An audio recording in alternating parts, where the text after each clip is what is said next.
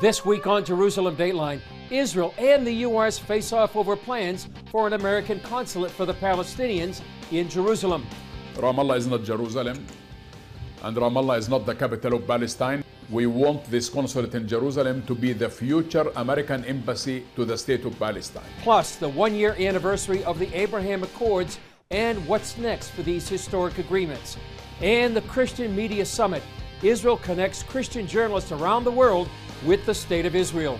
All this and more this week on Jerusalem Dateline.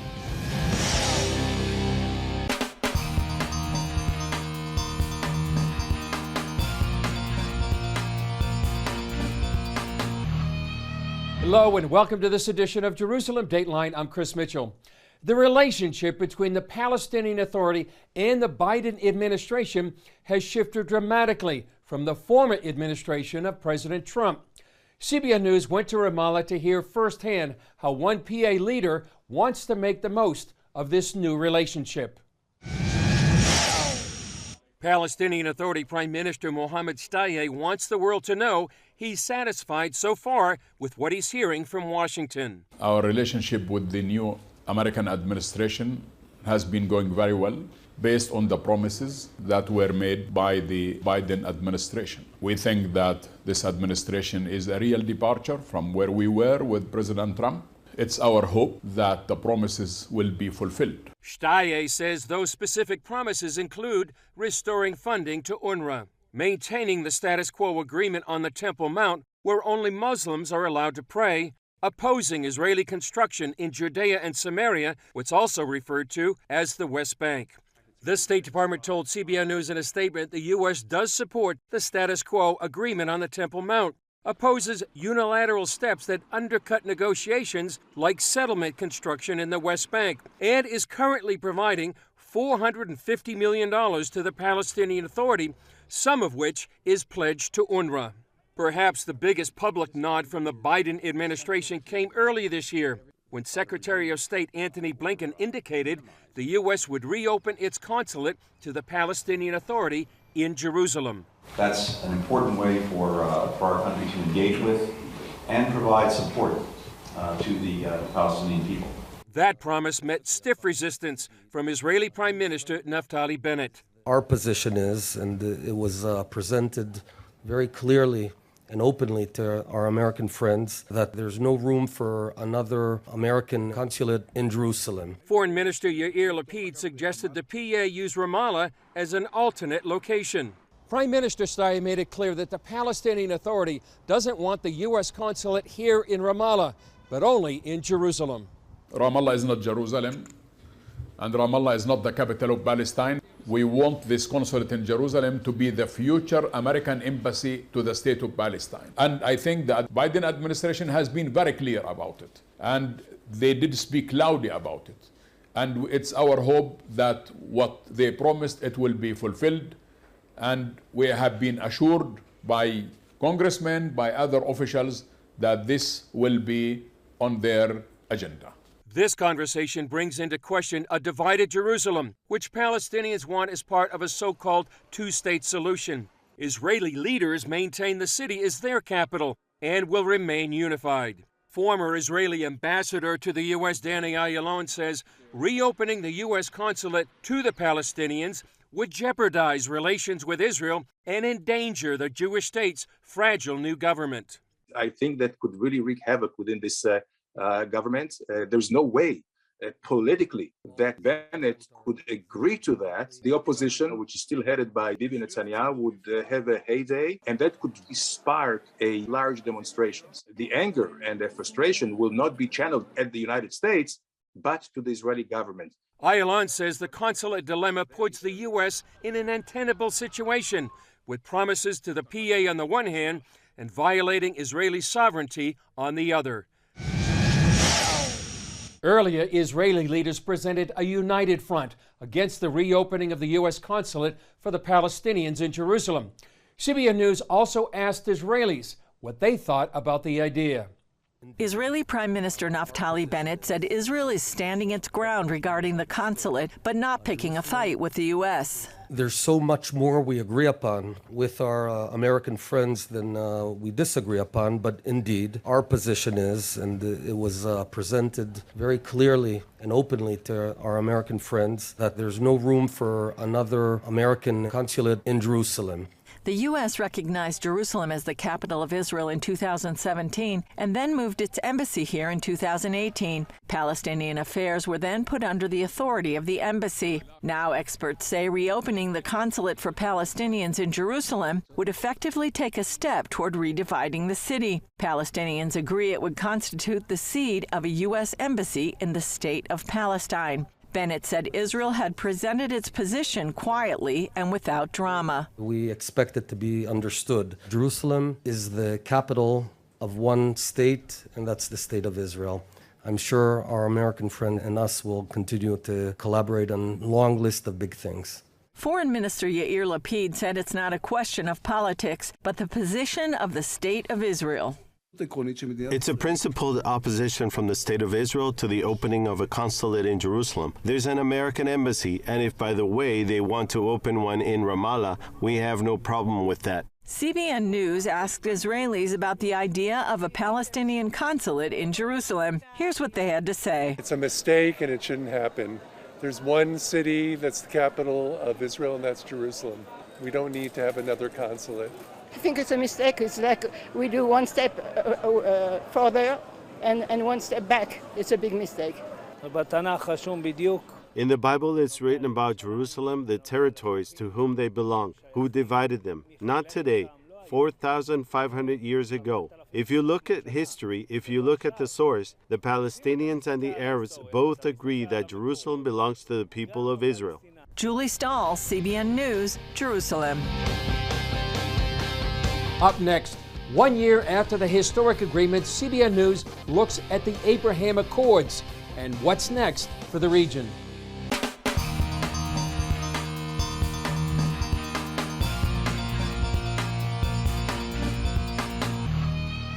In the 14 months following the signing of the Abraham Accords, relations between Israel and many of its Arab neighbors are flourishing, and a number of world leaders are surprised over the dramatic progress. Take a look. In one of the latest signs of cooperation, Israel and the United Arab Emirates signed a joint venture to send an unmanned vehicle to the moon by 2024. That followed a surprise visit last month during a multinational military exercise when the commander of the UAE Air Force met with his Israeli counterpart.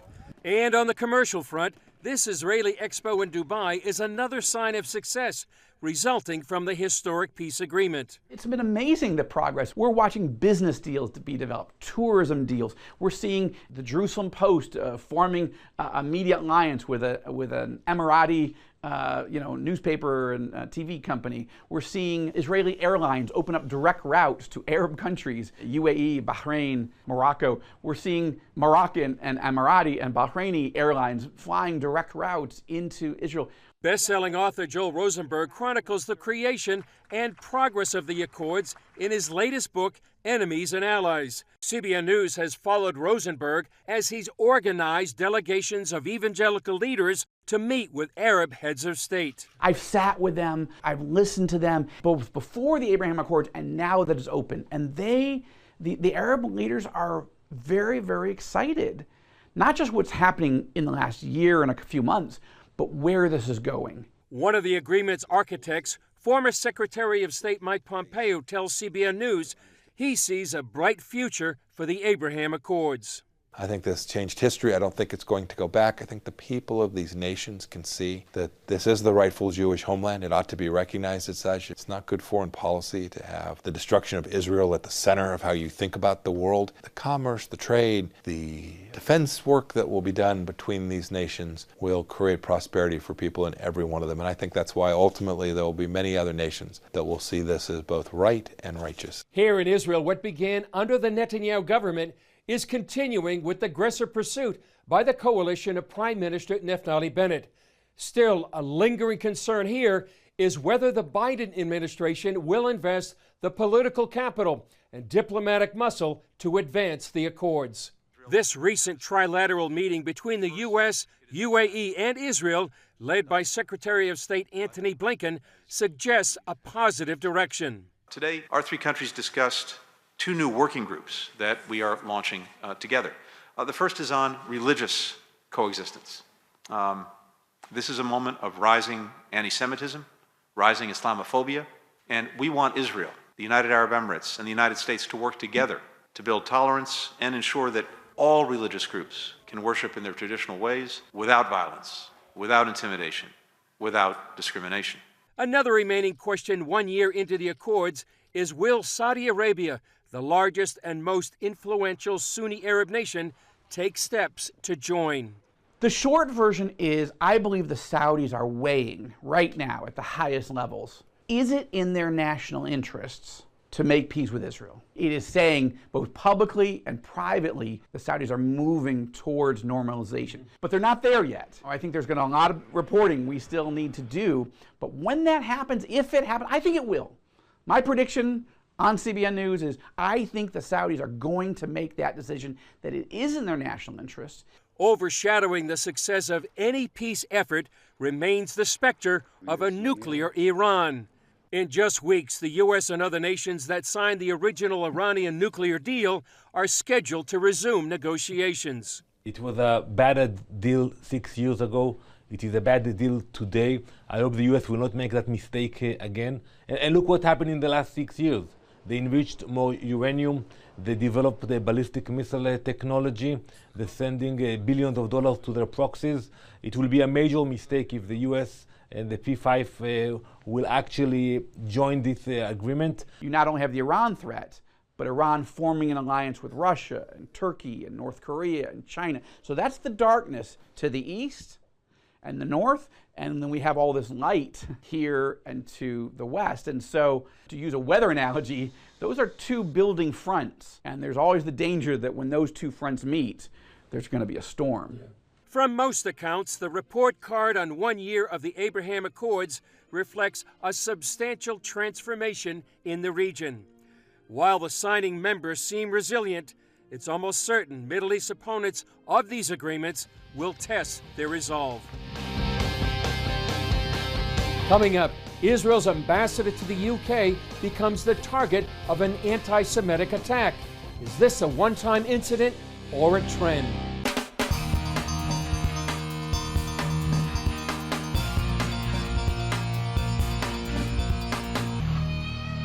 Israel's ambassador to the UK, Zippy Hotovely, was rushed to her car under heavy security after a speaking engagement at the London School of Economics. Hotovely spoke for an hour and a half and answered questions, but protesters outside the event screamed at the ambassador as she left the building. I discussed this incident with Danny Danone, Israel's former ambassador to the United Nations, in our studio. Ambassador Danone, thanks for joining us. Is this a one-time incident, or do these kind of things happen to Israeli ambassadors on a regular basis? Unfortunately, Chris, it's not a one-time incident. I myself visited hundreds of events on campuses, and I have seen similar attacks coming from anti-Semitic groups. The attacks are in the halls and outside the halls. The demonstrations are there. But the message is that we should continue to go to those places.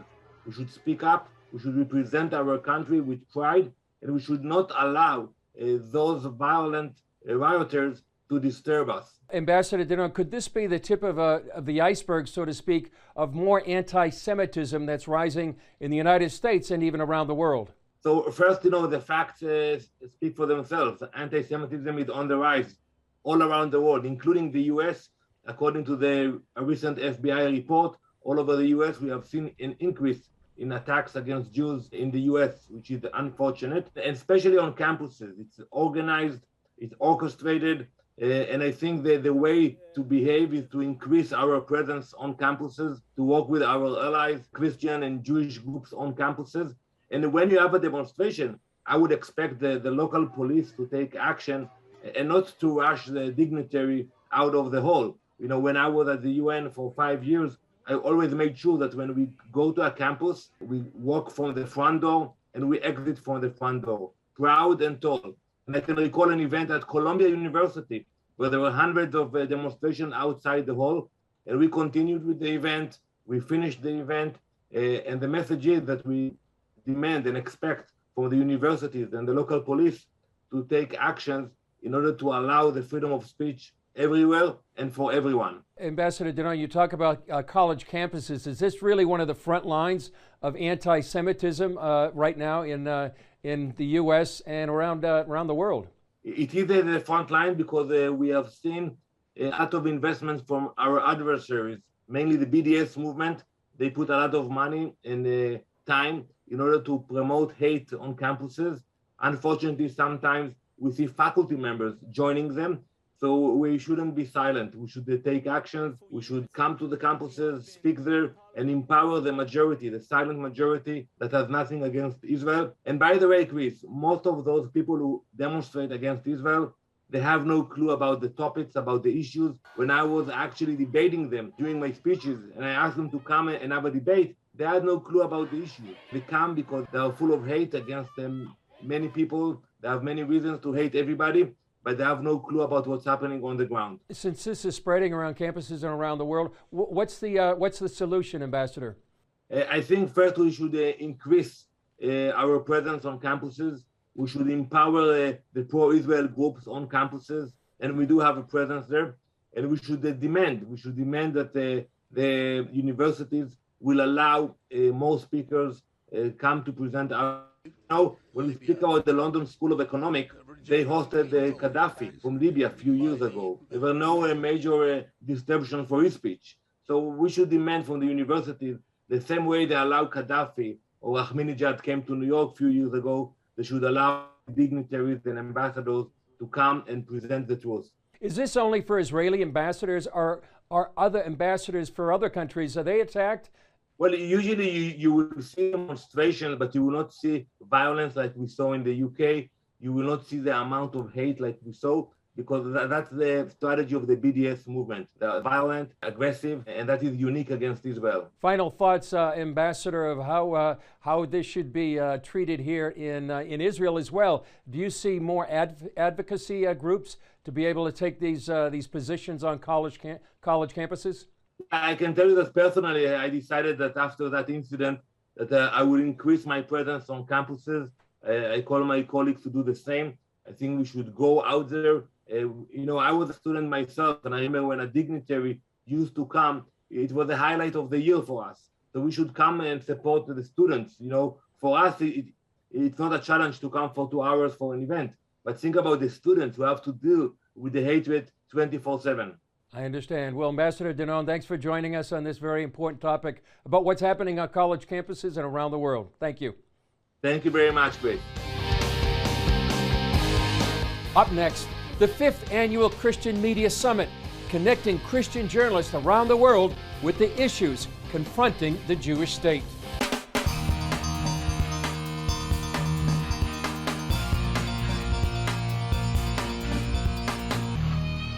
More than 100 participants from around the world took part in the 5th Annual Christian Media Summit, hosted by Israel's government press office. It was held virtually for the 2nd year in a row, and as CBN Middle East correspondent Julie Stahl tells us, it focused on the Abraham Accords. Israel's President Isaac Herzog welcomed the attendees on the Zoom meeting. It is a pleasure to welcome you to this year's Christian Media Summit under the heading entitled Abraham Accords and Abrahamic Religions, Partners in Peace. What a beautiful title. Israeli Prime Minister Naftali Bennett spoke of the challenge of radical militant Islam in the Middle East and Israel's relationship to Christians. In the Middle East, there's only one place that fully protects Christian life, where the Christian community is growing, thriving, and prospering, and that's in the state of Israel. Israel signed the historic Abraham Accords with 4 Arab states, starting with the United Arab Emirates last year. Hadassah Schwartz and Nitzan Chen from the government press office honored former Prime Minister Benjamin Netanyahu for his work in bringing about those accords. The Abraham Accords were a historic turning point. This is the first time that Israel made peace for peace. Peace with 4 Arab nations, the United Arab Emirates, Bahrain, Morocco, and the Sudan. Peace that was benefiting the peoples of both sides in the economy, in trade, in tourism, in technology. Kairos Company founder Johnny Moore addressed the issue of anti-Semitism. Centuries of anti-Semitism, centuries of conflict between the communities, centuries of harm. And yet now, 80 million evangelicals in the United States, 800 million evangelicals around the world, are the great firewall against anti-Semitism. We are living in the golden age of Jewish Christian friendship. Bishop Glenn Plummer spoke about Black Zionism. Dr. Martin Luther King probably is the one who best defined it. And so this is not a new concept. I only mention him because that's 50 plus years ago. And Dr. King himself defined Zionism. Panels examined press coverage in the UAE and Bahrain since the Accords, as well as how the Abraham Accords have impacted the relationship between Israeli Arabs and Jews. The conference ended with the yearning of Jews from around the world for millennia and the declaration of many Christians now. Jerusalem is here in our heart, waiting for you to come and visit, and to that we say together, next year in Jerusalem. Julie Stahl, CBN News, Jerusalem. If you would like to see the Media Summit online, you can go to cbnnews.com. It's a great opportunity to hear insights and perspectives from a rich gathering of newsmakers and experts addressing the issues facing the State of Israel and the Jewish people. Well, that's all for this edition of Jerusalem Dateline. Thanks for joining us. Remember, you can follow us on Facebook, Twitter, Instagram, and YouTube. And you can also access CBN content through our CBN News and other CBN apps. And don't forget to sign up for our email blast so you can continue to receive all of our exciting CBN content. I'm Chris Mitchell. We'll see you next time on Jerusalem Dateline.